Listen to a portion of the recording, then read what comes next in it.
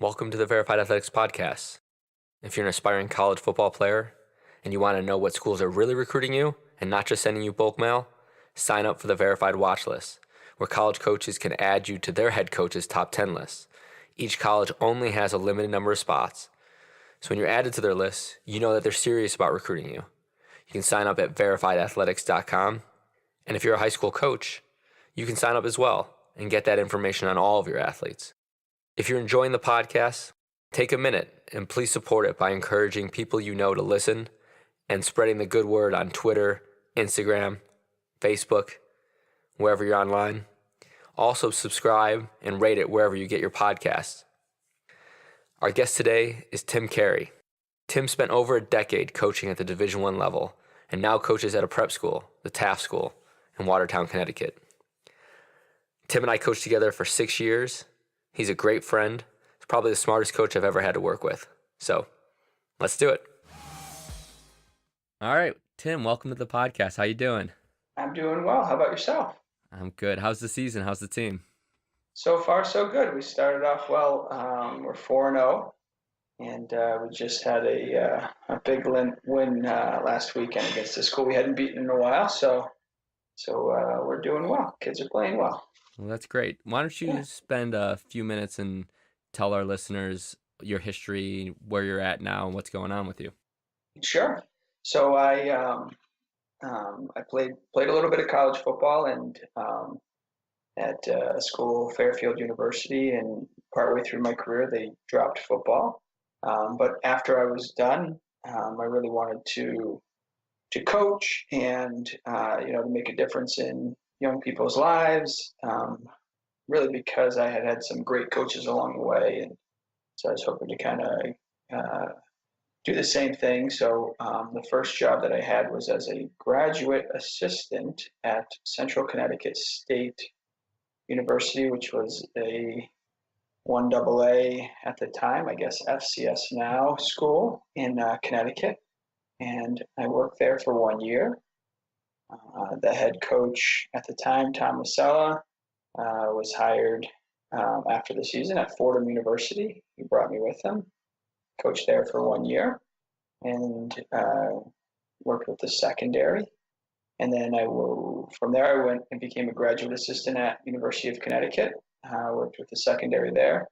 And then I went right back to Fordham and coached the secondary for a number of years. And then my last 2 years there, I was the co-defensive coordinator as well. I served as a recruiting coordinator for a good chunk of that time as well while I was there. And during my last year at Fordham, your last year too, my wife became pregnant. We had twins a couple days after the season ended, and I just decided that college football was a great thing, but it didn't provide the balance that I was looking for my family. So I went on from there and found a job at Trinity Pauling School, which is a prep school in New York.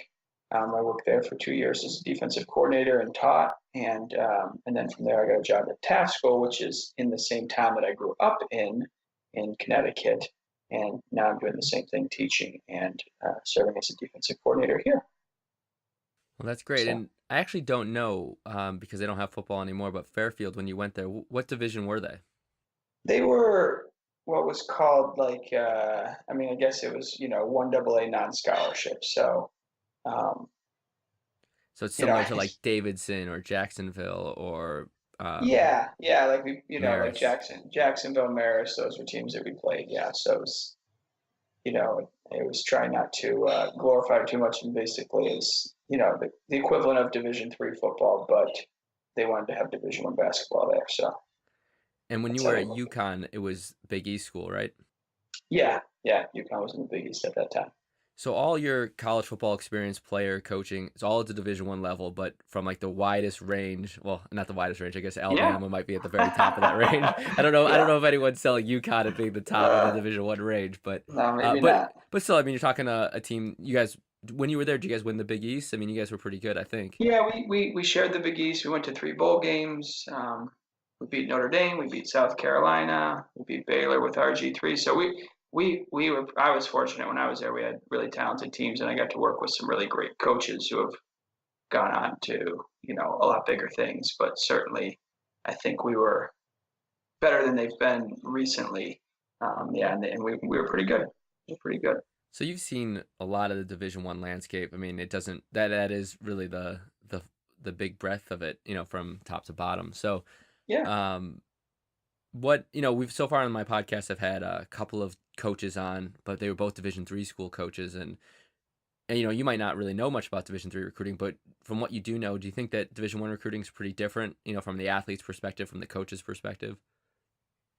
I think from what I know, I kind of thought of this, and you probably have a better idea about this than me, but I always thought that it was quite a bit different.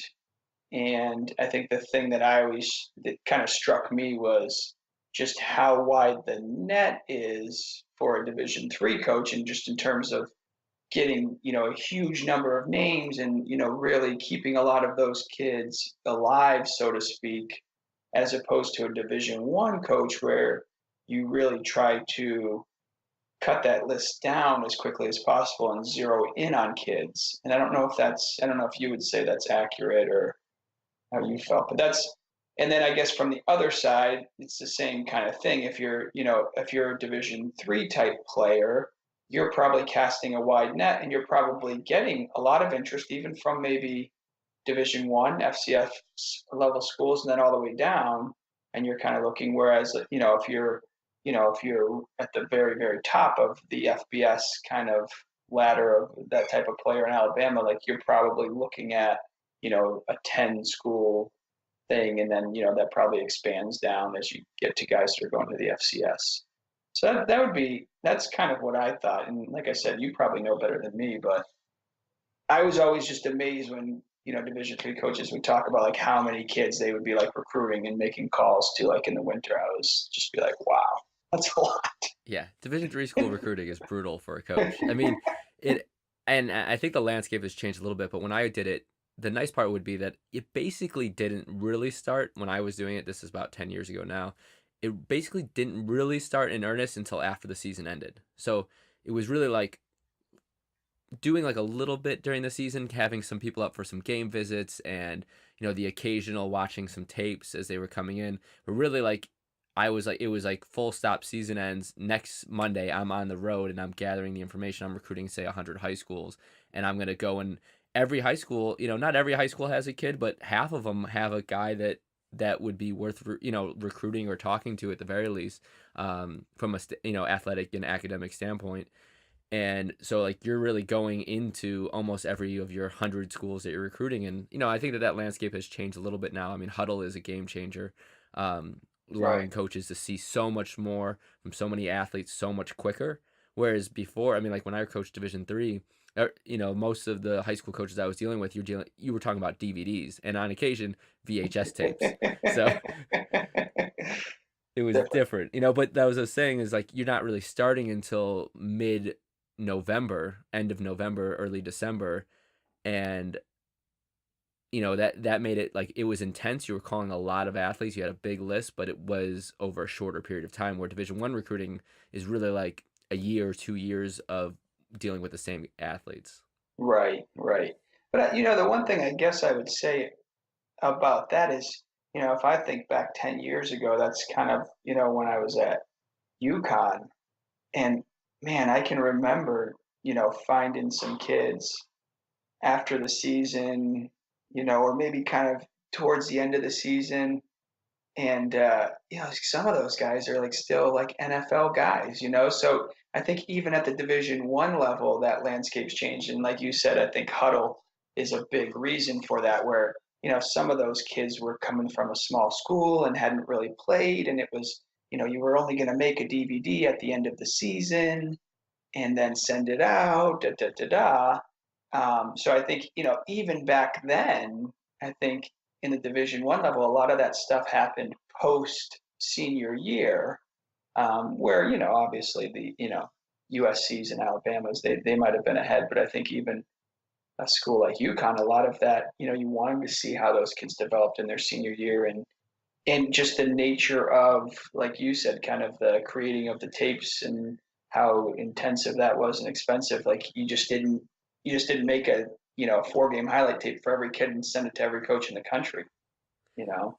Yeah, and there's definitely a pecking order of college programs. Now, that doesn't not to say that every athlete in the country would prefer Alabama the most and then some other school the next most. And not every athlete has the same order of all schools, but there's like a group of schools that get their first pick by and large, and then there's another group of schools that kind of get that next tier, and then there's another Yeah. group, and it keeps on going down.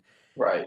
And so I think like the earlier the Alabamas and the Auburns and the Cals and USC's, like the big schools, of the Notre Dames, they're all getting their classes kind of put together, and they're starting to filter out the guys that they're offering versus the ones they're not. Then that opens up the door for the Colorados and the University of Illinois to kind of figure out, the UConns to figure out where they stand. And then Right. then the filter down to the Colorado States and the, you know, you go on UMass or whatever, you go down and down, and then so the earlier one group starts to sort it out, that starts to open up it helps, the coaches at the next level down figure out who it is that is really possible for them to get. Absolutely. Absolutely. So I think that now it's like, Huddle, is advancing it for everyone, and then that has a trickle down. So now the Division 3 coach, for the most part, knows what guys are going to have Division 1 offers, by the middle of the summer of Hmm. of Yeah. between the junior and senior year. So now it's like, the landscape is out there. These are the guys that are left. Right. Right. Yeah. Absolutely. So I don't know. So from coaching Division 1 and saying that you think there are some differences that athletes should pay attention to, what do you think an athlete that maybe has borderline Division 1 potential, or at least thinks that they do, what should they be doing to get themselves from where they are as like a good high school player that maybe is receiving some level of interest to an offer? Oof, good question. I think it's there's a lot of things, and I think part of it, and I never lose sight of this, but part of it can come down to luck, because you're talking about kids that are really probably really similar in terms of skill set and athletic ability, and sometimes that's just being seen by the right person. Maybe it's just being seen by a person who can project you or can kind of see you doing something in the future that maybe somebody else can't. So I think that's part of it. And obviously, that piece of it, what I would say, to make sure that you're taking advantage of that luck, if you will, piece of it would be, just getting as much exposure as you can, and not limiting yourself. So if you're dead set on playing at a Division 1 school, then get online and get the email address for every Division 1 recruiting coordinator out there, and send your tape. And I think that, like, just that kind of mentality helps you bring about the luck, which is right. Like, I see a person, and I've seen this a million times, where like you probably remember this at Fordham. I think about, can we say kids' names on here? I guess they're not Sure. kids; they're grown men. But I think about like George Dawson. It's like, if George Dawson didn't go to Fordham, if you weren't with me when we went to Cardinal Hayes High School, and you were like, we went to see a different kid, and you're like, well, what about this kid? And I was like, well, I never really thought of him. He would have gone to Trinity. Like, he was going to Trinity. Yeah, he ends up Which being is it? a 3-year starter along those Right, lines at a Division 1 right, school, of a team that's winning and going to the playoffs. right, exactly. And so that's the difference between going to Division 3 school and getting a full scholarship. And so I think the luck piece, you can make your own luck a little bit by getting as much exposure as you possibly can for yourself. And obviously, you want to advocate for yourself, and your high school coach can help do that, and all those things. So Yeah. that's one piece of it. I And mean, you gave then, me actually. yeah, Let me stop you there for a second. Like, you yeah. gave me a lot of questions from the things that you said. The first one is, do you really think like emailing college coaches, Division 1 college coaches, your tape is like a good path? Does that work? I do, but I don't know, maybe I'm skewed on this, but I mean, I think that a lot of places have enough of a staff nowadays where they're going to at least take a look at that tape. Now, you're probably better off if you have your high school coach do it. That's I what I think was that's gonna say. probably a little bit better. But I think even if you just send it, I mean, if I think back, like we used to get so many emails, but I mean, I'd at least click on it. I'm at least going to give you a couple plays because it's not that much more work for me. And it's just the opportunity to find that kind of hidden gem, you know. But yeah, I do think that a lot of those are going to go unopened. And yes, if you can, and your high school coach is willing and able, then that would probably help, you know, get more of those emails opened and films watched. Definitely, that's probably a really good point. Like, cause I know that like you and I are probably a little bit more thorough natured than a lot of coaches would be in the recruiting process. I mean, I could think of other coaches that have an email inbox with like thousands of unopened emails in them too. And like, and some coaches that don't know how to open their email inbox. I mean, we've worked with guys like that too. And I'm just saying, Yeah. like, I think that I really advocate for if you're the type of player that's going to be a successful college football player, I can't believe that you wouldn't have a high school coach that would be willing to get on the phone or send out an email on your behalf. Like, if you don't have that, like, how are you like? What are you doing wrong in your own program where like your high school coach won't help you out that way? I mean, maybe you have other thoughts on Well, that. no, I agree. I'd say that's probably true most of the time. The only kind of exception I would say would be, I think that there's some coaches out there that aren't doing as much as they can for their kids. That's true. And I think, some kids, I think a lot of kids probably think they're in that situation. I think a few kids are probably in that situation. And for those kids that are in that situation, then obviously you need to try to find somebody else. And I'll tell you, it's not unheard of, and you could probably speak to this too, to have like an opposing coach. When you're out on the road recruiting as a college coach, to have an opposing coach say like, "Hey, this kid over here, da da da da," and sometimes they may mention that the head coach is, you know, not doing his job, but sometimes they might just say, "Hey, here's a kid that I think is a good player." So honestly, like if you're a kid and you're out there and you think my coach isn't helping me, I think you want to try to find an adult, and that might honestly be a coach that you played against. Yeah, I think You would be surprised. the best recommendation you could get is from an opposing team's coach. I mean, Oh, absolutely. if someone's high school coach recommends their athlete to me, like, well, first of all, if an athlete sends in a film without any, with just from themselves or from their parent, I would say one out of every 100 are someone that are going to be even worth a follow up after watching like the first two clips, as you kind of pointed out. Right. If the high school coach sends it, now we're talking like more in like the 1 in 10 range. I don't know. Maybe these numbers are pretty approximated, but I think you get the point. Yeah, I'd And agree. but if an opposing team's high school coach says to watch someone and they have the grades, now that's the piece that usually the opposing team's high school coach might not have the full picture on.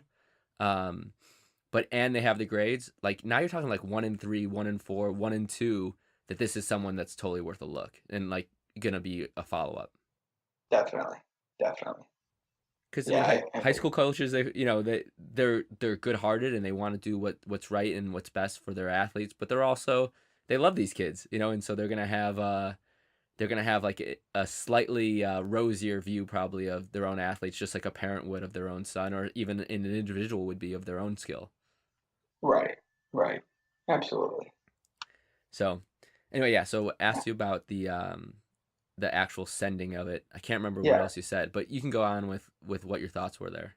I got you. Okay, yeah. So, I mean, I was just thinking, so that was kind of my luck piece, if you will, in quotes. And then, but I think you made a really good point. I mean, if you can get a coach to do it, that's helpful. And then, the other thing is if you're a guy that's close to getting an offer, well, first of all, to get to that point probably takes an incredible amount of hard work. So if you're a young kid and you kind of think you're that person, well, you should make sure that you're working as hard as you can.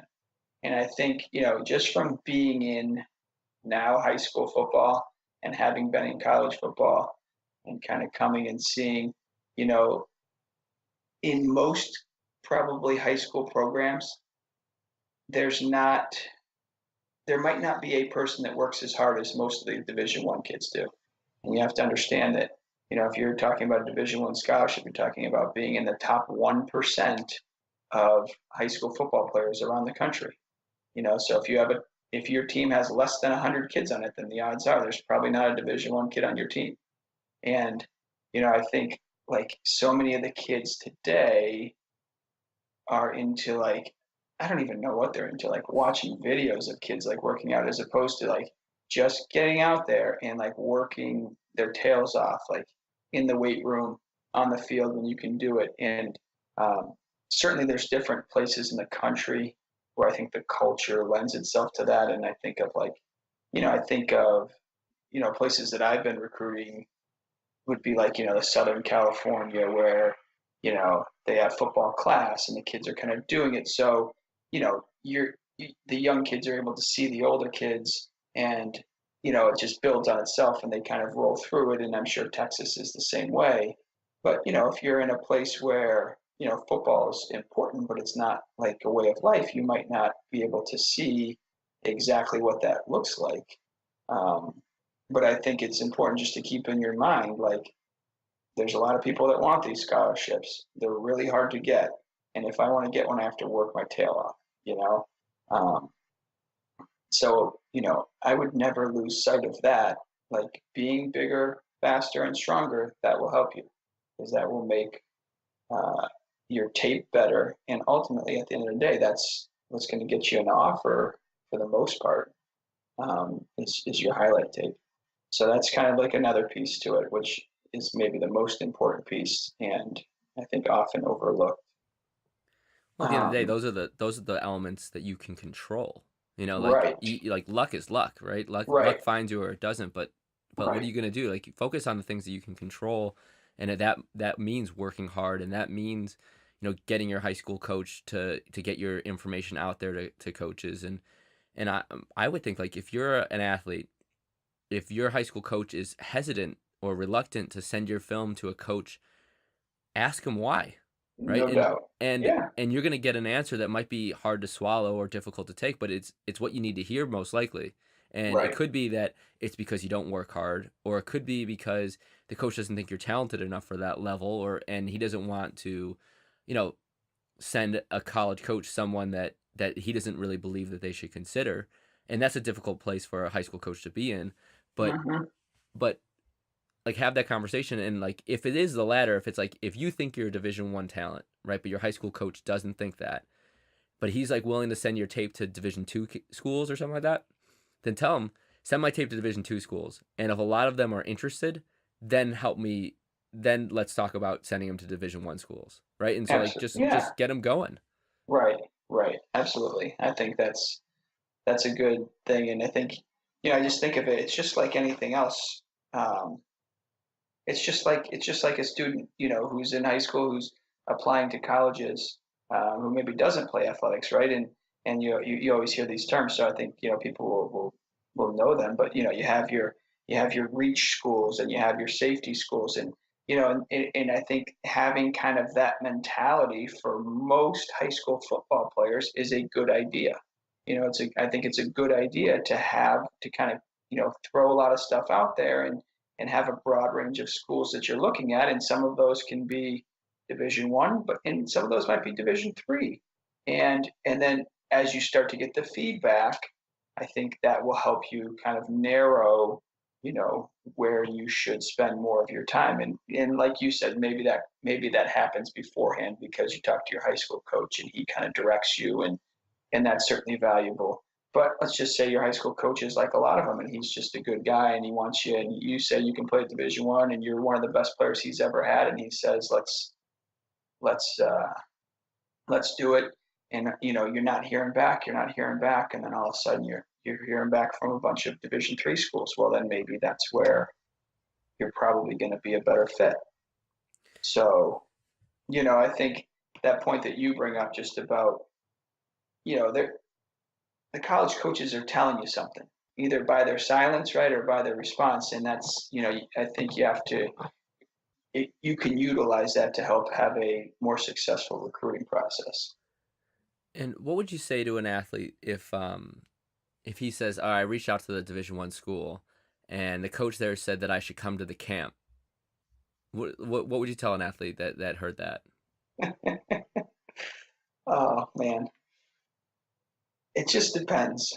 I mean, I think, but if we're just having an honest conversation, like, I mean, I've told kids that I've coached in high school, don't go to camp. Not because I don't think they're good enough to play there, but because at a camp, you need to be good at doing things that coaches are going to see at that camp. And, I think the most important thing for a skill kid is to be very fast. And, you know, college coaches really want to get you there because one of the very few ways that they have to verify how fast you are is by getting you to their camp so that they can time you and they can feel comfortable that they have legitimate times on you in a 40-yard dash and some other explosive tests and go from there. Because when you're a college coach, as you know, and you don't have that information, you're approximating how fast somebody is based on all these different factors. And it's not as clean cut as a 40-yard dash time. So some kids are better football players and, may have an opportunity to get to school X, Y, or Z, may have a better opportunity to get to school X, Y, or Z if they don't go to the camp.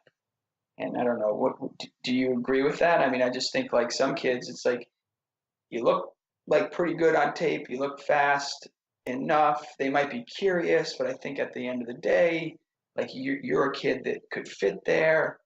But I'm worried if you go there, you're going to run this time, and then they're going to go end up taking some other kid who didn't come to their camp, who's just like you, but they don't know exactly how fast he is, and they're going to kind of just say like, well, this kid's too slow because we know that his time is 4 point whatever, and this other kid must be faster. Right. Yeah, actually, that wasn't the exact point I was thinking about, but I will give my thoughts on that.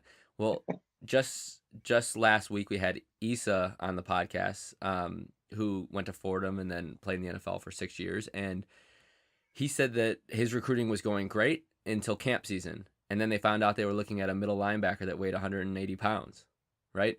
Right. And he could have not gone to camps, and every time a college coach came in to see him, could have been wearing his big hoodie and probably could have gotten more offers, right? He ended up really not Yeah. with any real scholarship offers. He got, like a financial aid level offer from Fordham, but like it was being a middle linebacker weighing 180 pounds. That was it. That Big Ten, they were all done, and every one of those teams obviously would have been happy to have him. Someone with a long career in the NFL, like obviously they would have been happy to have him, but they all passed on him for that reason, which I think is what you're getting to. And I would just say, like, if you're an athlete and you're not fast, I wouldn't say like that shouldn't be a reason not to go to the camp, because you can go to a camp and not run. Right. Um, but just think about it that when you go to a camp, you have an opportunity for your stock to go up or your stock to go down. It's not like, oh, it only can go up at a camp. It's not how it Right. works. Exactly. And so you have to think like, what is going to happen at that camp, and take a real good look at what your strengths and weaknesses are, and make sure that you set yourself up so if you decide to go to the camp, that you participate in the things that are going to make your stock go up, and try to find ways to not showcase your abilities that are going to make your stock go down. It's no different than a guy that's scheduled to be top 5 in the NFL draft sitting out, the 40-yard dash at his scouting combine and the pro day because it can only hurt him. Yeah. Yeah. And Yeah. and so like I would say like have that idea, and then also know, depending on where you are on the radar, like your stock staying flat where it's at might be as good as it going down for you anyway, because you might be far enough away where you all you can do is hope that it goes up and do well, and like in that case, like it can only help you if like where you're at is not going to be good enough. Yeah, yeah, definitely. I guess the one thing that I would add to maybe put a positive spin on this is if you are going to go to the camp, then, and I tell this to kids all the time when I was a college coach and now, prepare for the things that they're going to do at the camp, which is going to be a 40-yard dash, a broad jump or a vertical, pro agility, like literally, just like like you wouldn't come into a test, and not study, right? Like that is like studying for a test. Like you're going to go out there and practice your starts and practice 40s. You're going to go out there and practice the broad jump, and that stuff makes a difference. Um, and it's really at the end of the day what matters when you're at that camp. Yeah, I mean, I would contend that without getting any faster, just by having good technique and knowing how to run a 40-yard dash, you could probably take 2/10 of a second off your time. And 2/10 of a Yeah, second is enough to go from too slow to better than I thought, and yeah. that could totally be the difference between an offer or no offer. Oh, absolutely, absolutely. So yeah, I think. Do you think that all college coaches are as like hung up on the like 40 times as like we sound like we are? Yeah, I think so.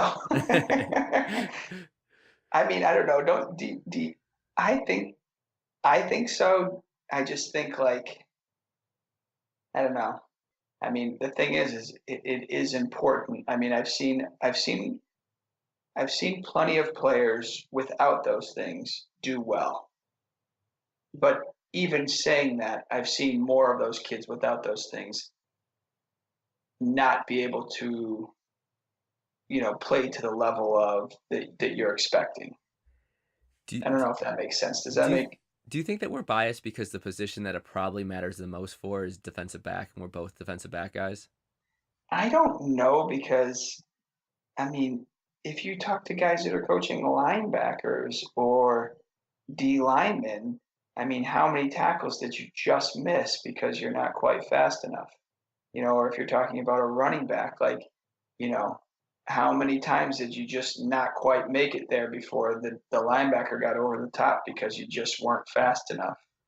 Yeah, I think so. I do think maybe that there is a little bit, but at the end of the day, gosh, I think about these linebacker coaches.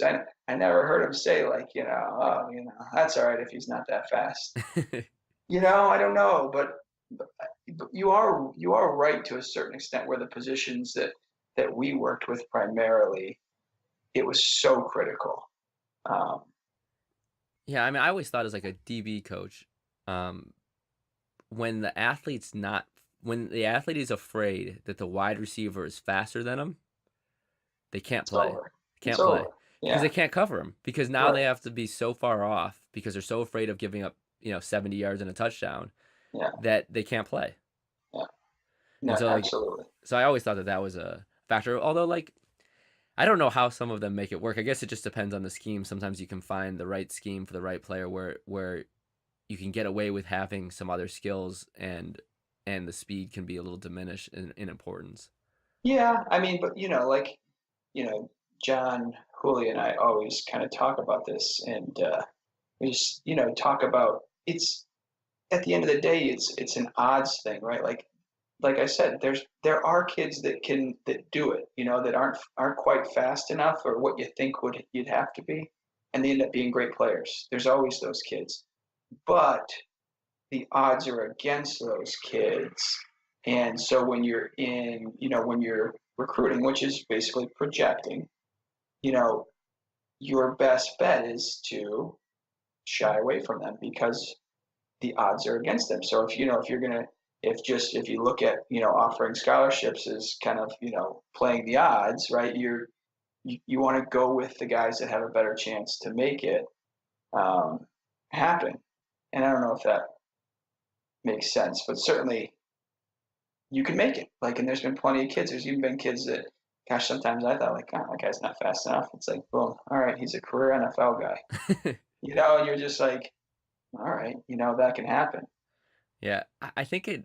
I always think of there's two factors too that play into it and why college coaches are so into the speed and some of like the numbers that come out is the first one is I think college coaches are cocky, right? They look at a guy, if this guy's fast but can't get off of blocks, and another guy can get off of blocks and make tackles and but is slow, then the college coach thinks to himself, I know I can teach the first guy to get off of blocks and make tackles. I that's my profession. I can do that. I can't teach that second guy to be faster. And so I'm gonna take the guy that has the thing I can't teach and uh, and doesn't have the thing I can teach. Right? Do you think that Yeah, that's part of it? yeah, absolutely. I think that's a huge part of it. I think you always thought that. People always thought that. People always said that. Whatever the scenario was, it was always, you teach and you teach and you teach. Yeah. Definitely. There's a reason why people are willing to take a 6'6", 220-pound offensive lineman more than they're willing to take a 5'11", 300-pound offensive lineman. Of Because course. it's easy to teach the weight. You know what I mean? You could get Yeah. someone, assuming that they're the right size to put, but people could put weight on. Very difficult to put inches on. Yes. Very, very difficult.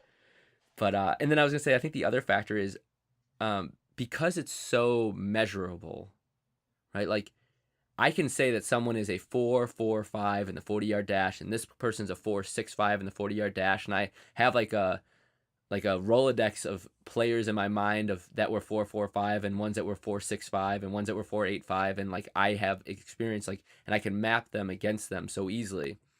And then for a for like a skill like making a tackle, like seeing someone that's like just good at tackling on tape versus someone that's not, it's just like it's not as crystal clear. It's harder to make that comparison. And then like it's like an availability heuristic. So it's like it's just harder to connect that skill difference to like a tangible difference when you're watching the tape in the way that it's easier to do with a 40-yard dash time or a height or a weight.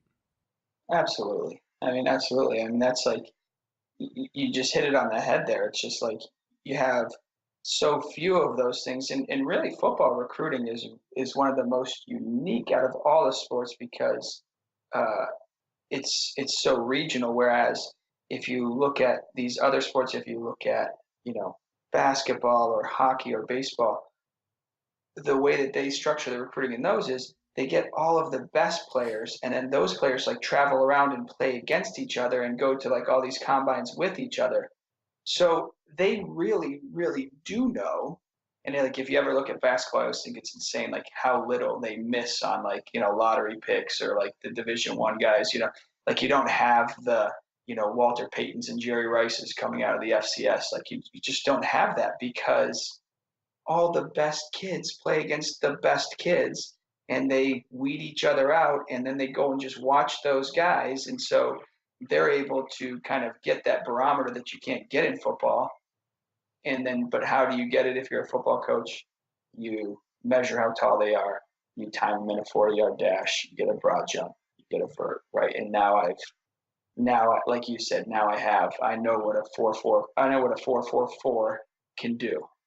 I know what a 4.65 can do and what their limit. So that's kind of how you, as a college coach, create that.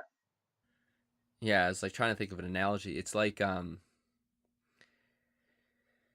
you only have the regular season. You only have like where everyone plays everyone. And in basketball and these other sports, you have like that postseason where you then like take the best from here and the best from here and you play them against each other, and then you find like who the new bests are and you play them against each other until you kind of like let them play it out. Where in football, it's just there's no way. It doesn't and nothing close to that happens. Right, right, So exactly. yeah, I think that's definitely a factor. Like you just look at it though, the recruiting thing is such a crapshoot because I always try to compare it to like Tom Brady, arguably the best player that ever played in the NFL, drafted in the 6th round, right? So that means that Mm-hmm. there's like teams and teams of professionals. Like, so you're talking like, let's say every team has 20 people in their front office times 30 teams. You have 600 people that are spending their full time trying to project who's going to be good and who's not going to be good. You're looking at film that is like pretty close, like for like. You're getting multiple in-person visits with each and every one of these athletes, and then they're like ranking them as to who's going to be good and who's not going to be good. And Tom Brady ends up being, 180th out of his like group of that came out in the same year as he did. And then you're asking college football coaches to look at high school film, which is like every kid that they're looking at is by far the best player on the tape, at all times, and so like they're not playing against each other. And then at the same time, you're also spending way less time because you have the people that are doing the evaluating are the same people that are coaching, the games on Saturdays, so they're spending way less time on it, and they're just taking shots, and they miss a lot. Yeah, absolutely, absolutely. And some some of them, some coaches, and I always talk about this with other coaches. I don't know if you and I have ever had this discussion, but you almost feel like, if you're at an FBS school, you have 85 scholarships, like you can take a few more shots and miss. If you're at a FCS school and you have 60 or 63 scholarships, like that one miss hurts you so much more. You know, even then, even Alabama, like even Alabama can miss on a kid and not be hurt as bad as if the University of Maine misses on a kid on a full scholarship. That just percentage wise of like what you're talking about, the makeup of your team, like that just hurts you more. So I think that people kind of understand that, and you see that at that level, not at Alabama because they don't have to miss, but maybe it's like a MAC school or something where like they're going to take some shots and try to get, they're going to try to get the J.J. Watt or the whoever else, the what's the pass rusher there for the Dolphins, Jason Taylor's. They're going to take some shots to try to get those kids because they have 85 scholarships, so why not? And You what do you know, think, like in your time, what do you think that the guys that are quote unquote under recruited have in common? Meaning, like the guys that probably could, after seeing them through a 4-year college career, you say like they could have played at a higher level but weren't recruited. What do you think like they all share in common? What's like the common thread there? I think the most common thing is like lacking a measurable. So either they might be a little bit short, they might be a little bit slow, they might be, a little bit undersized in terms of weight. But I would say that would be the I think the common thread is right, some measurable thing that this person doesn't have.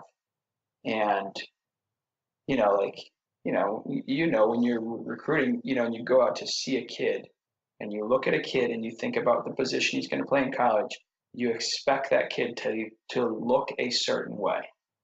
And when they don't look that way, I think then that's the kid that's going to become under recruited. Or, the speed thing factors in too, but I think probably now that I'm saying this, that it's probably height, weight, probably like how they look more often than not. I don't know. Do you think that's Yeah, I don't know. I'm like I probably would have said something different, but in response to what you were saying, do you think that that means that if college coaches just dialed down their sensitivity to that height, weight, or like the look of the athlete just a little bit, they would do better? Or do you think that like they might get one more of like the under recruited guy, but they'd also let in like a flood of guys that were never going to make it? yeah, I think it's probably more the latter because I'd say at the end of the day, like you said, it's a crapshoot. So again, if it's a crapshoot, well, what are you going to bet on? What's got the best odds? Well, if I'm looking at an offensive tackle and one of them 6'3" and one of them 6'5", the 6'5" kid has better odds of making it in college because he's got longer arms, et cetera, and everything that goes with it. If I'm looking at a linebacker, one of them's 5'11" and the other one's 6'1" and a half.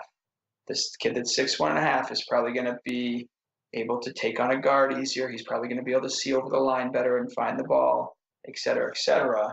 So I think, you know, it's hard for a college coach to dial it down because I think that you would probably just end up letting in guys that don't necessarily make it.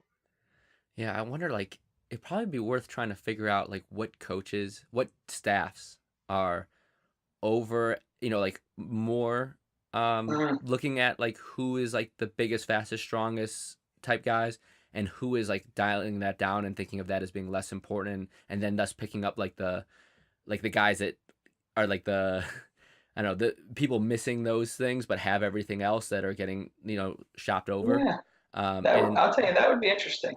to see like who then like, there's probably a lot of other variables that would be like who wins and loses, but then like maybe just who produces more NFL players. Right, right. Anyway, it'd be worth thinking about and like looking into. If I have a chance one day. Yeah, well, it's funny. It makes me think about this guy these two guys that I worked with at UConn. So one of them was a defensive coordinator, and he played in high school. And one of the other coaches, who was a tight ends coach, he was recruiting, and he recruited this kid. And the coach was at West Virginia at the time, and he was recruiting the kid. And I remember them having like some conversation one time, and the coach, the older coach that was at West Virginia, said to him, you were too small, too slow back then, and you still are.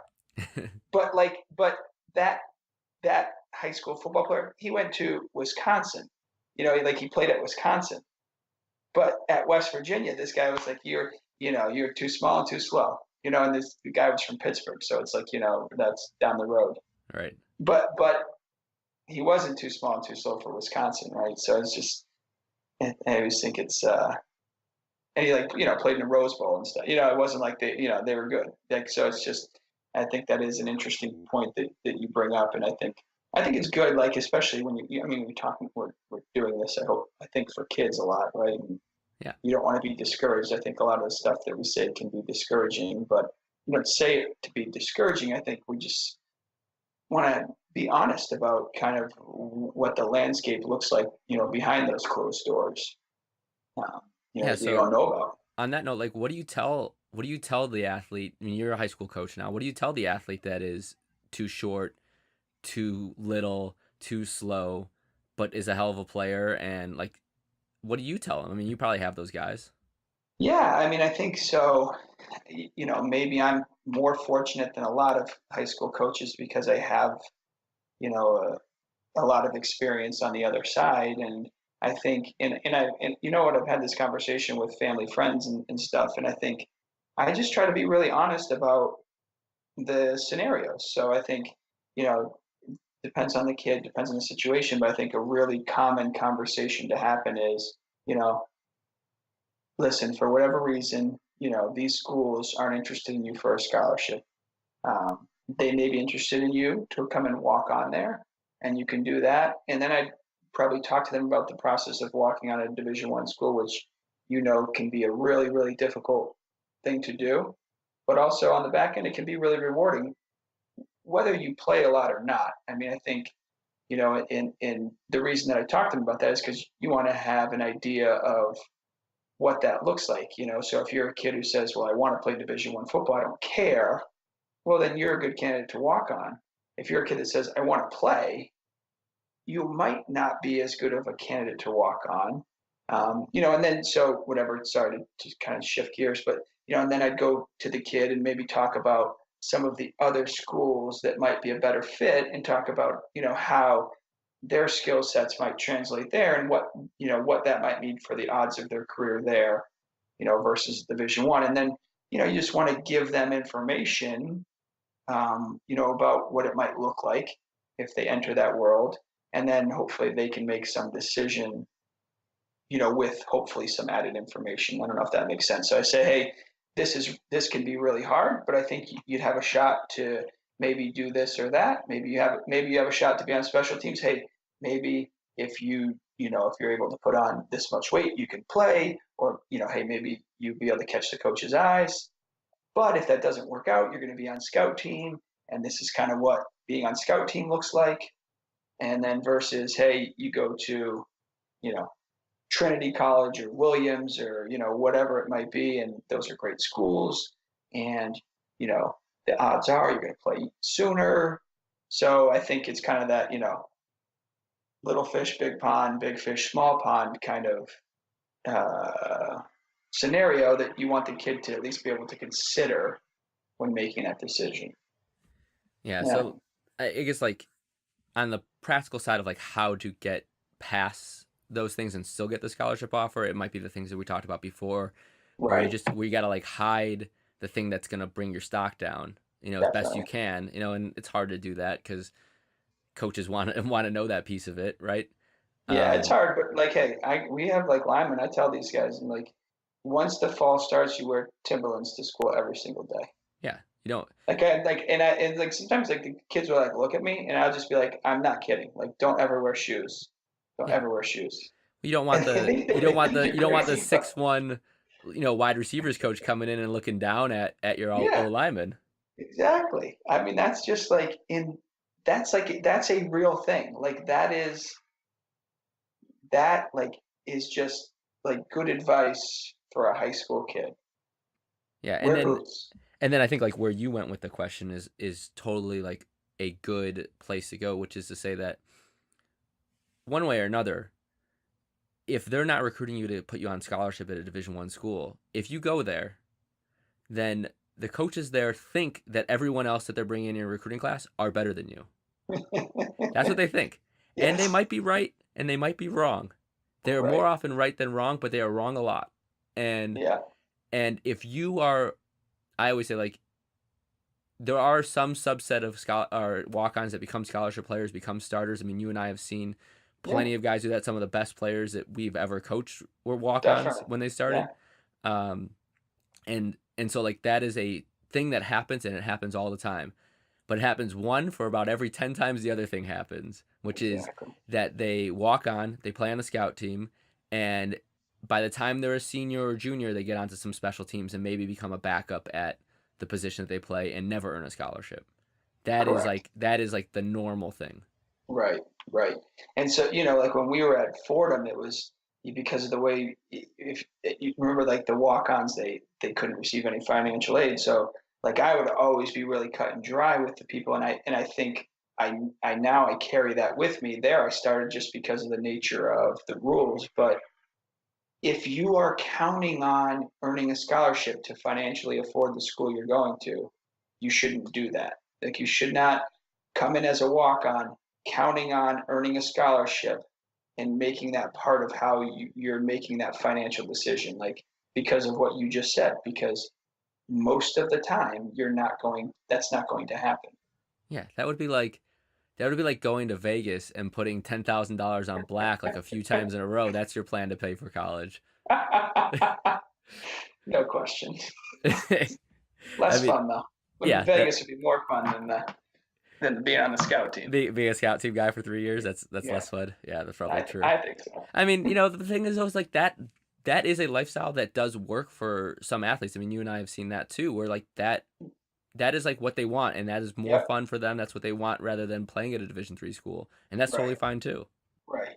And you know what? Now that you kind of say that and I think about it, most of those kids, I shouldn't say most, but a lot of those kids come from good high school programs. Like Those kids being they who? those kids that can walk Mm. on and be more satisfied with a smaller role, but can be in a bigger program. I think a lot of those kids are able to do that when they come from a high school program that's maybe a little bit more intense because they have a better idea of what they're stepping into. They've been, weightlifting year round and practicing all the time and doing, like they are in some ways more trained for that difference. Whereas you're a kid that's coming from some program where you were the best. Now you're stepping into something where now you're into the bottom 10% of the team. And also, you have all this, it's this much harder than it was there.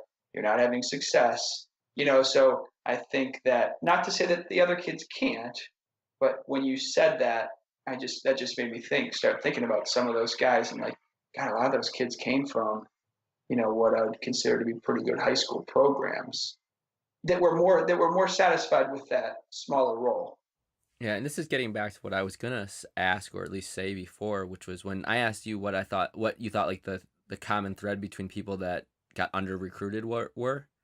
Um, I actually would have thought of something else, which also relates to the walk-ons that became successful players, which is there's like a mentality component that I think Yeah, there's like part of it is like the indignation of like being passed over and like that motivating and pushing people, but it doesn't always have to be that.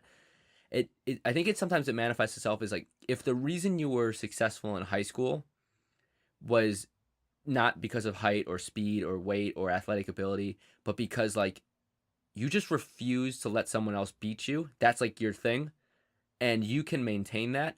Then you will find like those types of guys. I think find a way to be good wherever they are at whatever they do. yeah, Like it's just like if I have to be in the gym, 24/7 to get it done. If I have to watch the extra film, um, if I have to like stay out after practice and catch balls for an hour, like if I have to, if I just have to like go as 100% from whistle to whistle every single time, whereas like some people do that some of the times and then 90% and then they kind of finish plays sloppily sometimes, and I'm just going to be that person that's 100% all the time. And if they, because that they know that's what it takes to win, and they have that mentality that says that I'll figure out what it takes to win and I'm going to do that thing. Those are the guys that get under recruited because they don't have the measurables and then end up being great for the level they play at. And then I think there's also the trait of a lot of the walk-ons that have been successful.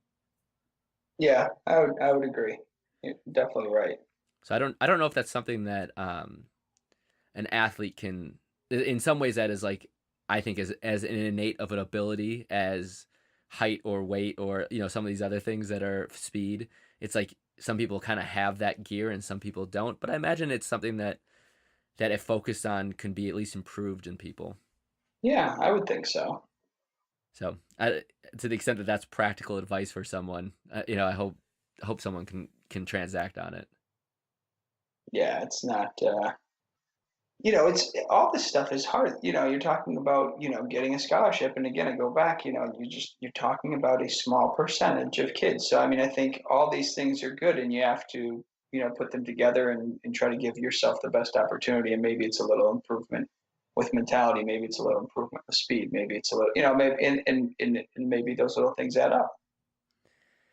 Yeah, and I guess I want to definitely pick your brain on some other things. I wanted to talk to you a little bit about prep schools, Okay. because that's where you're at now. You spent the last 3 or 4 years now, I feel like, coaching at a prep school, and that's a different world. I know very little about it, but it is a path for some athletes, and I don't know to the extent that you feel like you can also touch on junior colleges if you think that you have a decent perspective on that, because I think they're tied together in some ways, and you could just jump on it from there and tell me what you think. Yeah. I mean, I think, so, the prep schools can be a good path. I mean, and there's a couple different kind of routes of entry. So one would be obviously we have the majority of our team is made up of kids that are, freshmen, sophomores, juniors, and seniors. And a lot of kids nowadays, what's really popular, and this is certainly not unique to football, and now that I'm doing this, I actually think that it's been going on for a long, long time in other sports, is for kids to repeat a year of school. And that allows for academic development, social development, and along the lines of what we're talking about, physical and athletic development, because you're in high school for 5 years. So you know, for I go back and think about, okay, how different was I my freshman year of college than my senior year of high school, and you know, for a lot of kids and a lot of people that can go back and think about that, there's probably a big difference, and some of you know what the prep school does is give kids potentially an opportunity to, maybe take advantage of an extra year of development. And then the other way that you can come in is as a post grad, which essentially you're doing the same thing, but you're just coming in at a later date, which is really what I think even before I got into this world, that's kind of what I knew of the prep school was like, hey, here's the kind of kid that's a little bit under recruited, or he got hurt during the senior year, or his grades are good, but they could be a little bit better.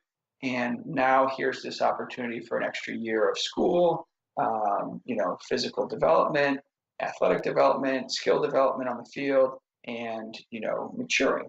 So these schools kind of give that opportunity to kids. And, I think that that can be a really valuable um, thing for a 17, 18-year old kid. And I think the thing, and you may have an idea about this, or maybe you don't, but a lot of kids are actually at different ages when they graduate high school. And so if you're a kid that's going to be 17, in your senior year of high school, there's other kids that might be 18, and probably not many, but a few that might be 19. Like, if you're on that lower end of the spectrum, like, this might be a huge break for you, because physically, if you're a male, that's just, you're still developing, and to have that extra year to help you showcase yourself might go a long way to go from under recruited to now getting whatever opportunities you think. So um, that's a little bit about kind of the positives of the prep school. And the thing about how this works is, for the postgraduate, so that's a kid that completes 4 years of high school. He plays, football or whatever sport it is, but we're talking football, I guess. Um, Nothing seems to work in his recruiting process. He's looking for something. He finds a prep school, he goes there. That's great, and that definitely happens. But like, most schools are kind of limited in terms of how many of those postgrads they can take. So the school that I work at, we can take 4 of those. And then, there's some schools that we play that can take 8. And then there's some schools like Bridgeton and Milford, which are pretty much entirely made up of kids like that. But they're fewer and far between. So that's a great option. It's just those spots, I guess, are more highly coveted, and harder to come by. But yeah, I'll tell you, doing that can make a big difference. And we have a couple kids at our school right now. We have 4 postgrads, and all of them are getting you know Division 1 from FCS to small FBS interest, um, and they didn't have that before. But they're physically more developed. They're in a different, some of them came from good programs, some of them came from smaller programs where they probably didn't have the exposure and all those things. But I think certainly um, they're getting a different level of recruitment than they had prior to coming to Taft. So to take just a step back, what is a prep school? I think like for some people that is like the first question. It's a good question. Well, I guess now that I say that, I mean, both the schools that I've worked at, Trinity Pawling and Taft, are what are considered, I guess, independent boarding schools. So they are schools where, some percentage of the population at the 2 schools I worked at, I don't know, it's probably in the 60 to 75% of the school's population. They actually live at the school. They go to school there. They play sports. They go back to their dorm room like you would in college, kind of. And they do homework. They get up and they do it all again. So they actually live at the school, which is like, you know, not common for most high school age kids. Um, so that would be, I guess, when I'm saying a prep school, that's probably kind of really what I'm talking about. And then there's other schools that are, day schools that are, private schools that are day schools that would, allow you to repeat. And so maybe if you had a school that was near you, like Brunswick School is a school, for example, that we play in some sports, and that's a day school in Greenwich, Connecticut. And they'll have kids come in there, and maybe the kid would repeat his sophomore year or his junior year, but they don't have postgraduates. And I don't know if there's any day schools that do have postgraduates. I'm sure there are. I just don't know of them. But that's what a prep school is, and they're not a public school. They're funded by tuition and donations and things like that. And a lot of them are what they call independent, so they kind of do their own thing. It's a little different than, like, a Catholic school where it's kind of run by the church. So I guess maybe I'm not the best person to ask about that since I don't seem to know that much, but I don't know if that kind of gives you an idea. Yeah, Um, let me tell you like how I would describe it, and then tell me where I'm missing the missing the boat. Good idea. Um, so I would describe it as maybe entirely, but at least mostly, there's schools in the Northeast. Is that right? Definitely, mostly, yeah. Okay, and what are there other parts of the country that have like a big number of them too, or is it really Northeast and then there's sprinklings elsewhere?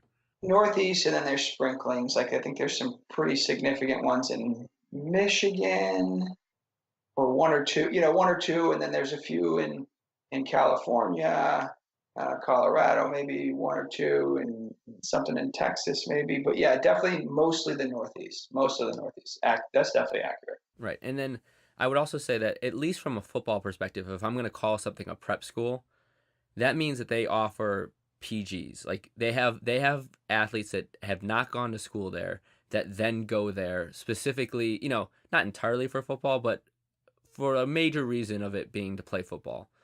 Um, Definitely. and so like there are high schools that might have the word prep in their name, but they're not prep schools in the sense that you and I are referring to. Right. Right. And Yeah, then absolutely.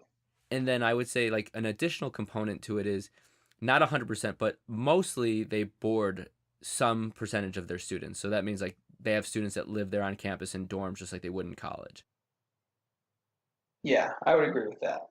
Right. Okay. Yeah. So I think that for most cases, like athletes would go there, in a sense for football. And I'd say like additionally, in most cases, like a lot of these schools are like some of like the finest like educational institutions for high school age kids in the country, right?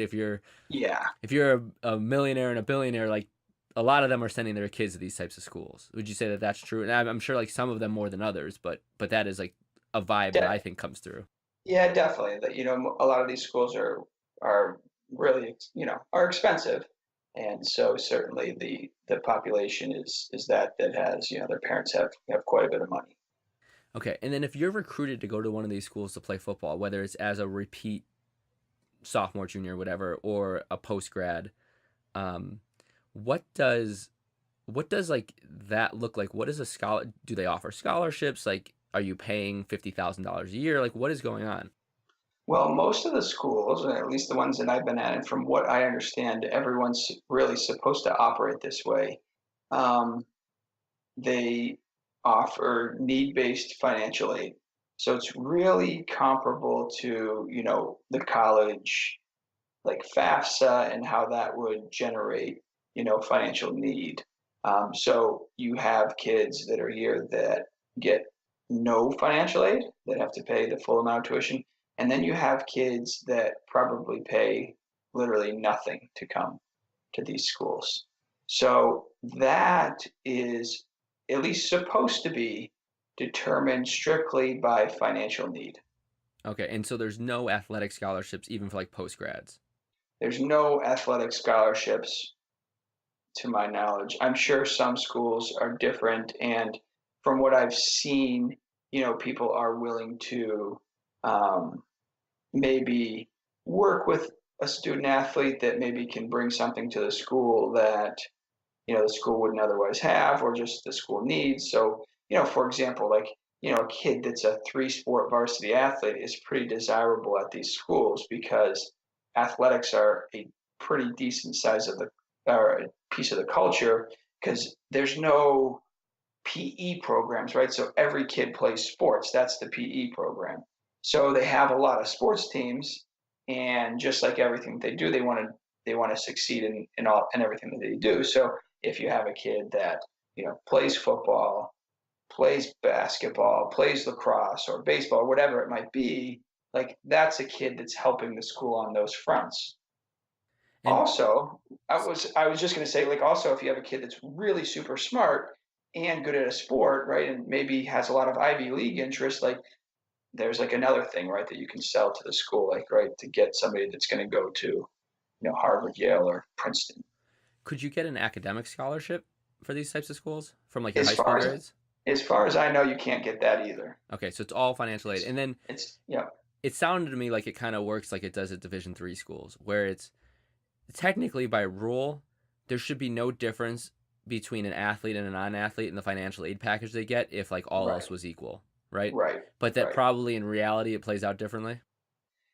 I think depending on the school, it may, but I would certainly say that some non-athletes that are like you asked about the academic scholarship. I think some of those kids can kind of get the same.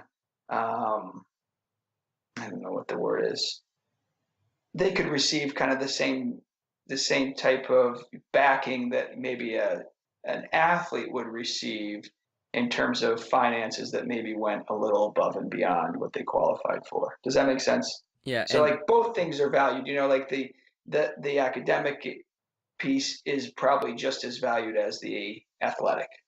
the athletic piece, can that be your ticket in? Whereas like otherwise you Yeah. might get denied entry, you would get accepted entry because of athletic skill and ability. Well, I think so. I mean, I think every kid's got to meet kind of some baseline. Like you think about like Fordham, kind of our admissions. So like every kid has to meet that baseline.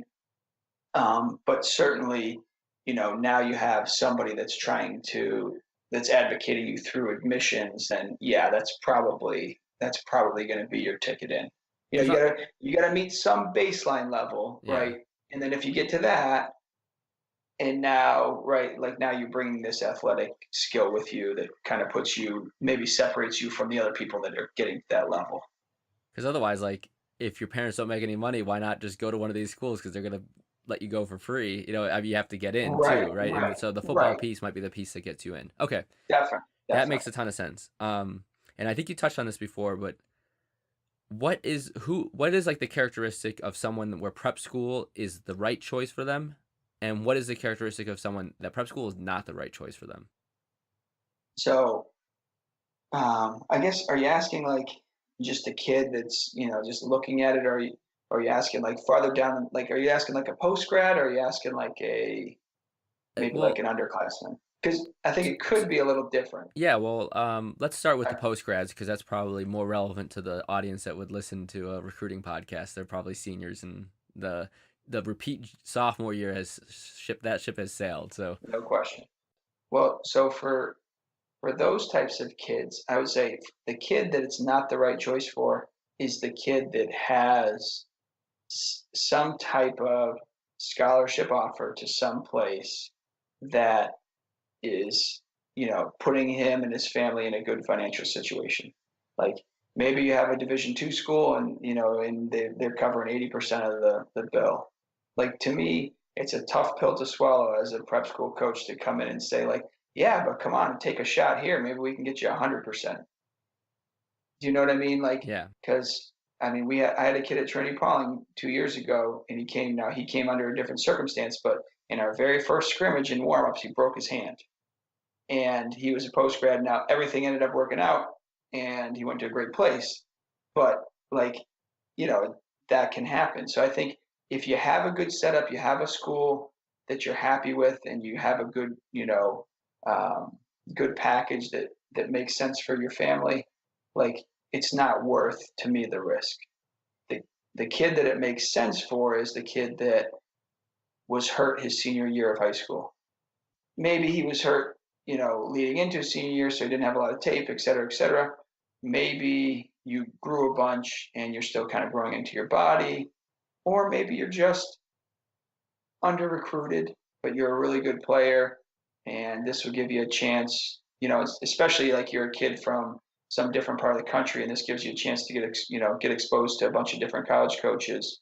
Um, maybe you're the kid that just needs to clean up your grades just a little bit and get your SAT score up. So I'd say like those are kind of the kids that fall in the category where now it makes sense for you. So to me, it's like kind of cut and dry. Like you have something, you have a good opportunity, you take that. Like you go, because at the end of the day, that's what you're coming there for, right? Like you're coming there to get, a scholarship offer most likely, or just, different opportunities. So if that opportunity has already presented itself, go and take it. yeah, and then But sorry, go ahead. no, go ahead. Go ahead. Um, all right, so that makes sense. And then as far as like PG being like a good chance for someone that needs to get their grades up, from what I understand, there's like a limit to that. It's basically like you have to be pretty close. If you're not close, then you can't make up enough usually in 1 year of post grad, where like that's not as good of an option as say going to junior college might be for you.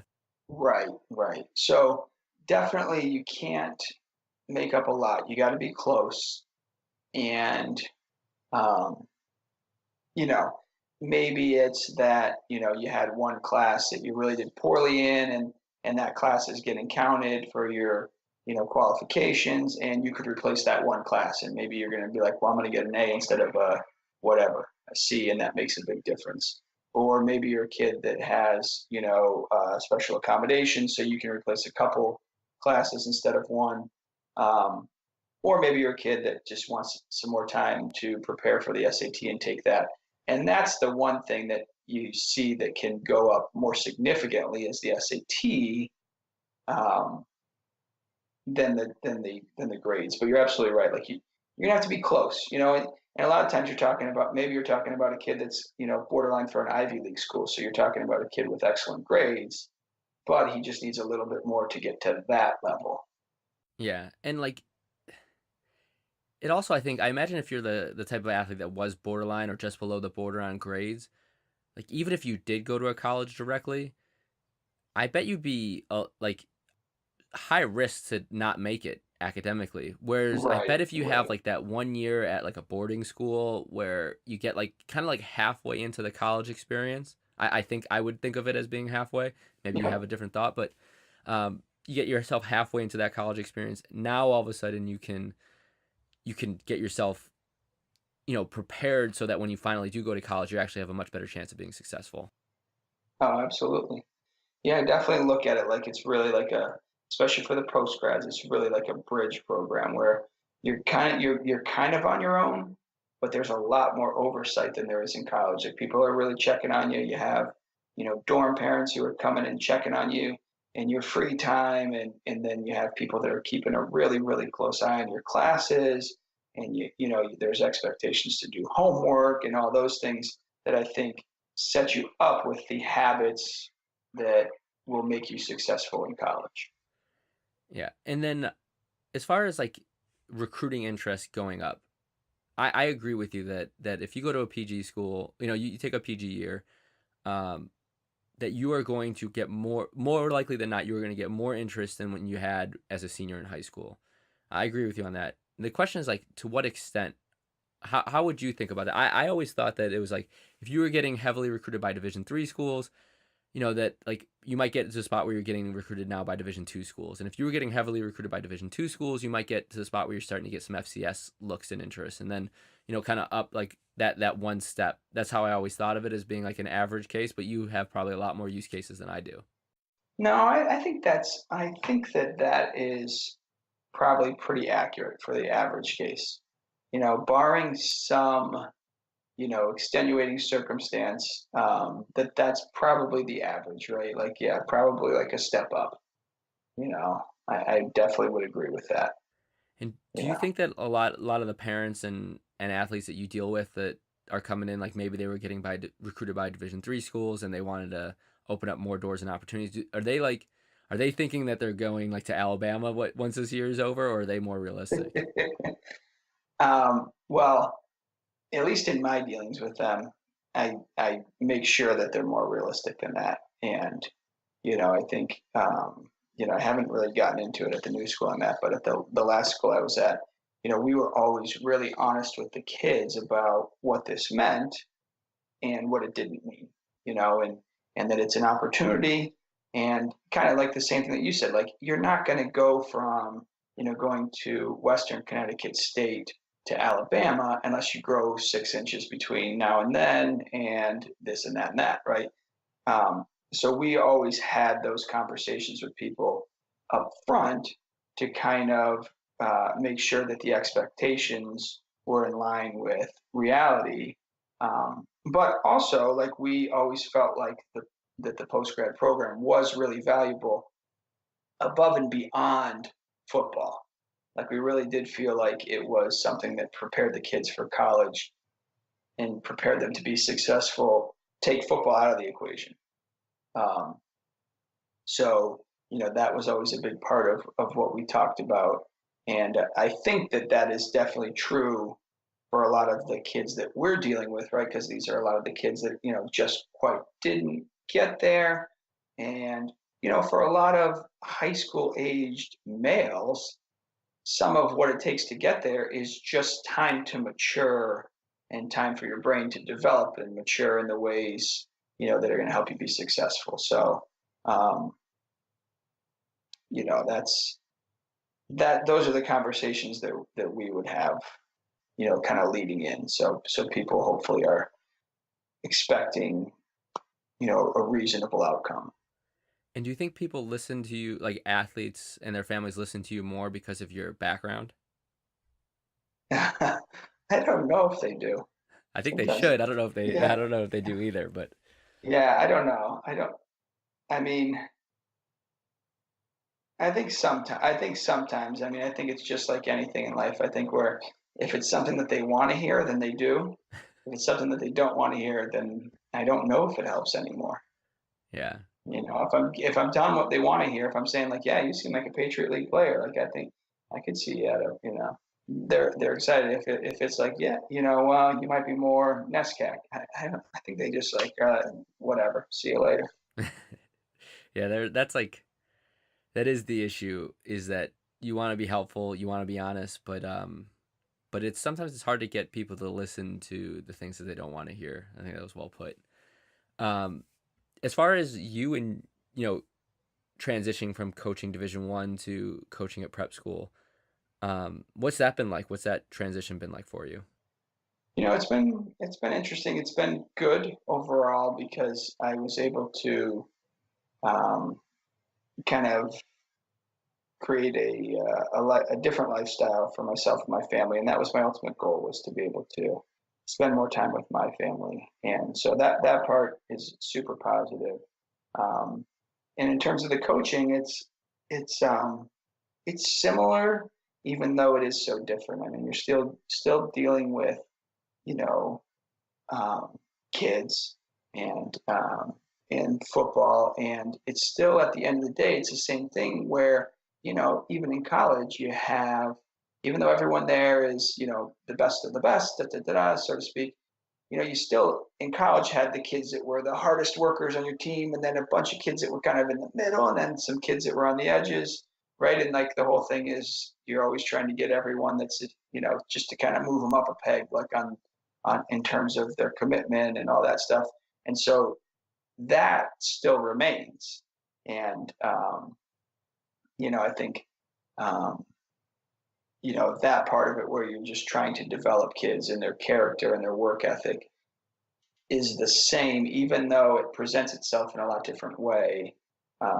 Just because in college it's about winning games and what that means, and those types of things. Here, you know, you know, you might never see it on the football field, but maybe a kid just, all of a sudden is doing his homework in whatever class and going and getting extra help. But you are, building those skills that hopefully will help them throughout life. So that part of it I've really enjoyed, and just in terms of football, taking everything else out of it, obviously it's a lot less.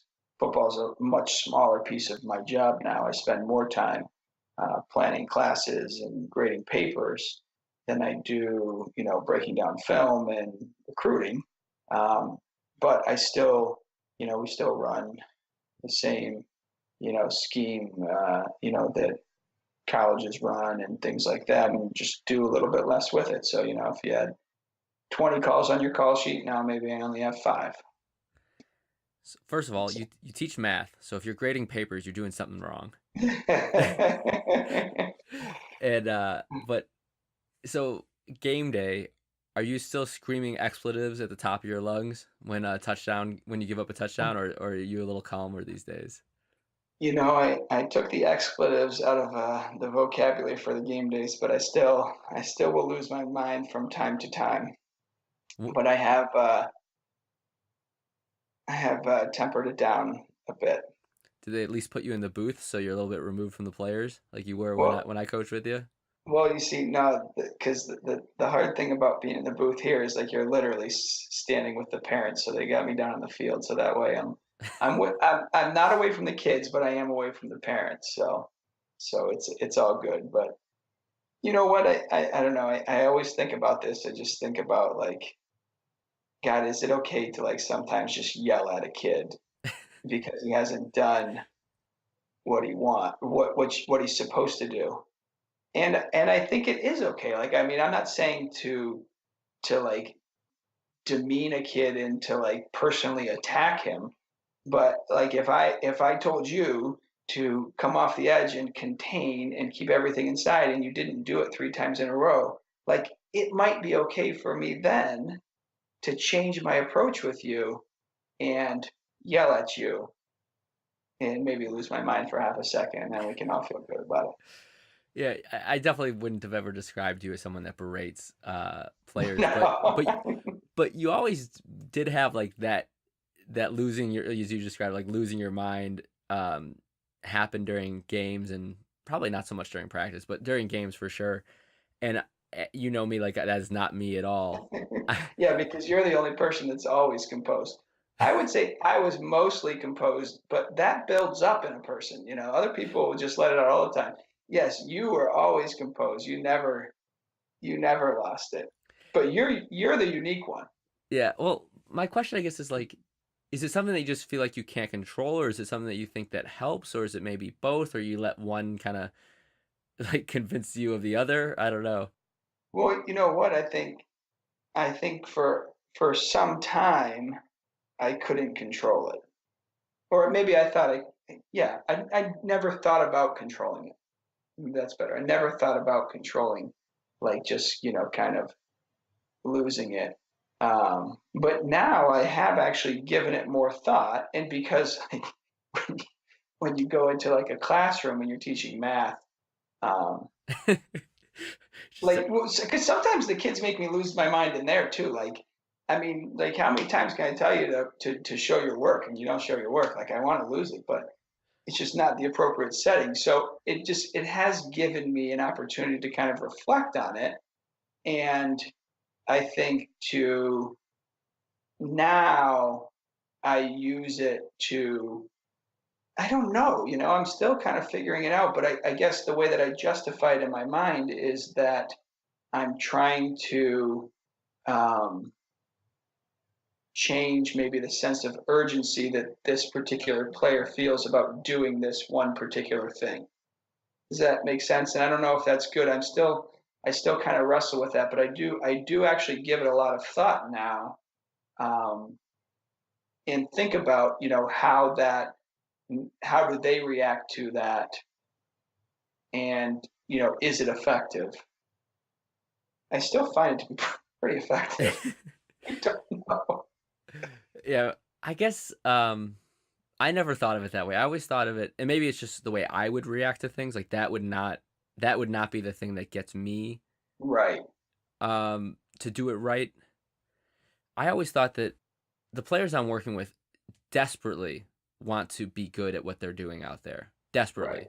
Right. Um and so if they're not doing what it takes to be successful, then um it's possible that it's like a lack of knowing.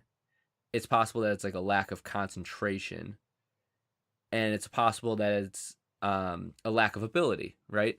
Hmm. Um, Yeah. and I think what you're saying is that you think that if it's a lack of concentration, that you can heighten that concentration, or as you called it, like sense of urgency, by making a big deal of it. And tell me first, tell me if you think I summed that up. Yeah, I think I'm that's representing yeah, you well. yeah, yeah, yeah. I'd agree with that. And so, like, for me, I think that for as many players as there might be that like would get turned, like their mind like turned on to that thing based on that interaction, I think that there's more players that would become distracted by it. Um, Yeah, I agree. I like agree. I think when most people get yelled at, they they have like this gorilla like standing on top of them that is like, I just got yelled at, I just got yelled at, and not like a laser focus on the thing that I want them to focus on. Yeah, definitely, So that's like definitely. I always thought like whenever a player gets a penalty, like the next play they're like way less likely to be good than the next play because they're still thinking about the penalty. Right, And so like if someone got a penalty, sometimes you just take them out of the game because you're afraid that the lack of concentration is gonna hurt them. right. And so I think of it as like yelling at someone could have like that same effect. And maybe I'm just soft, but No, I agree. I agree. And I guess I should have said this, but like it, the kids that I would, it would be less. It's a much smaller portion of the team that I would yell at. Like there's some kids where, like you said, like and maybe I probably don't know all the kids that fall under that category, like what you kind of how you explained how you would react to somebody yelling at you. But there are some kids where I know like if you yell at that kid, like he is done for the day.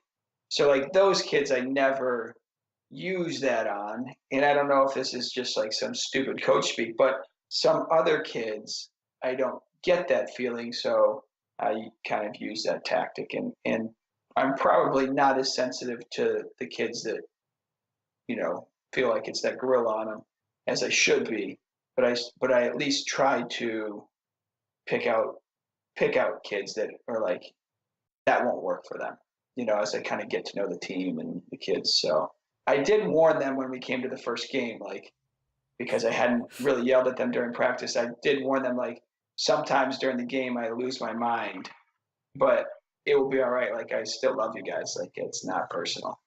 So I yeah, did warn them. I did warn them. I always remembered Coach Moorhead he would never yell at me or really anyone except for during the game. He would Yeah. yell at anything. Yeah. Any little thing would cause like a Oh, yeah. complete explosion. And Yeah. Candy. I always like wonder because it comes across to me as someone that is out of control. That like isn't this is not a tactic that they're employing. This is a I cannot control my emotions and so here it comes. Well, I think, yeah, a lot of times I think that is what it is. Probably the vast, vast majority of times that is what it is. Yeah. But So you know what? It's a lot less now because it's just I don't if we don't win a game, they still need me to teach that pre-calc class. So yeah, I they're, was gonna they're ask you not going to like, get rid of me. do you it might be hard to like really reflect on this, but do you feel like it matters less to you whether you win or lose or you are successful on game day or than it was when you coached college Division 1 level? No, you know what? I do reflect on this because sometimes I get stressed, and my wife will say, "Well, you can just do less football." And it took me a while to figure out. Like I told her, like I can't do less. Like I don't want to lose, and I want to give these kids every opportunity to win and be successful. Like I just can't. The person that I am, I just can't do less than I'm doing. And so that is the same way I felt in college. Now it's just different because that's only myself with putting the pressure on me. I think the difference in college is you feel the pressure from all these other places. Um, Most notably the head coach, right? Who, unless you're at Alabama, right? Like your head coach is maybe trying to, get some better job where he can make more money and inevitably you can make more money, I guess, right? And da da da da, right? Moving up the food chain, right? So you feel the pressure of that, on top of your own, desire to be successful. Um, I like how you like, point out Alabama is the place where the people would be less worried about that. hey, well, Saban, he just always seems so relaxed Yeah, to me. he does seem kind. No, but I mean, I guess just I mean, you're at Fordham, you're at Central Connecticut, you're at wherever. Like the person that's working there is hoping to get a different job, like a better job, even though in my mind that's a great job. Like that person is not looking at this like, all right, I'm good, I'm set. So there's that pressure, which I think you add that and you add that to, like I said, your own desire to be successful. I think so that it is different, but my own. my own kind of will to win, if you will, is the same. Like I want to win, but when I'm able to take, the other kind of piece off my shoulders, and like my kids can run out onto the field after the game, like I'm over it faster. It doesn't sit with me as long. And luckily we haven't lost a lot. So that helps too. But um, I don't know if that kind of answers your question. So I definitely still want to win, but I don't feel quite as much pressure to. Yeah, and I actually thought about this when, taking on Verified and starting to try to give advice to athletes. I think one of the things that athletes are not looking for when they're trying to pick a school that they should be is there are coaches all along this spectrum and other spectrums, I think, as well. And if you're the athlete that is not going to respond well to a certain type of coaching, then don't go to a place where that's the way that coach coaches, right? Right. And like Right. you might go someplace and end up with a different coach there. Like those things do happen, they happen all the time. But don't like go in like to a place where it's set up for you to not be successful and to not fit in well with the culture. Right. Absolutely. Like, go and watch a practice. Like go and watch a game. Like and you're gonna see. Yeah. Like you're not gonna buy a car without test driving it. Like you want to go and do those things and see if that's something that jives with you and how you are. Yeah. And then before I let you go, any last words on advice or thoughts that you would want to impart on athletes or their families that are going through the recruiting process? I guess the only kind of last thing that I would say is, when you're in the recruiting process, always, don't forget that the people that are on the other side, whether they're good people or bad people, they're professionals in what they're doing. And they have a lot more information about the recruiting process than you do. And, in some ways that kind of sets you out, that it kind of creates an imbalance of power. But what I think is important for families to remember is that you have more information about yourself. So that's like how you take kind of some of that power back. And, it's good to sell yourself. It's good to kind of, if you think you want to keep some information to yourself, then keep it to yourself. I'm not saying to be dishonest, but I'm just saying, you know, you're getting recruited by these schools and you're not sure if you want to tell and da da da. Like that's okay. They colleges have information that they're gonna share with you, and they have information that they're not. And when you're on the other side, you should look at your information the same way. Like that's a valuable commodity, and think about how you're going to share that with the school to help put yourself in the best situation. Well, great. Thanks so much, Tim, and we'll catch up again soon. Absolutely. Thanks, Nate. Good luck this year or the rest of the Thanks. year. Bye. All right. That was fun. I miss coaching with Tim. Outside of game days, so level-headed that it always surprised me how animated he got during the games. You can know someone for a long time, but having him on the podcast gave me a chance to pick his brain on things that we just normally wouldn't talk about, so really like that. Thanks for listening, and if you find our content valuable, please consider donating on our Patreon page at patreon.com/verifiedathletics. You can also support us by sharing this podcast with people you know. It's support from listeners like you that make it possible to continue to provide helpful and free content to all of our listeners. See you next time.